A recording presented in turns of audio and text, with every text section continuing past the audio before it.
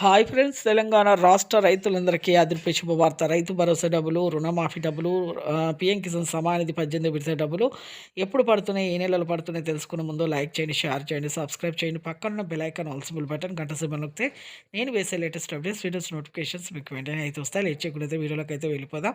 ప్రతి ఒక్కరికి కూడా రైతు భరోసా డబ్బులు ఎకరానికి 7,500 చొప్పున 2 సీజన్ డబ్బులు వానాకాలం, యాసంగి సీజన్, ఖరీఫ్, రబీ సీజన్ డబ్బులు అయితే వేస్తున్నారు. ఇక మీకు ప్రతి ఒక్కరు కూడా సంవత్సరానికి 15,000 రూపాయలయితే వేస్తున్నారు. ఈగవే చేసుకోండి.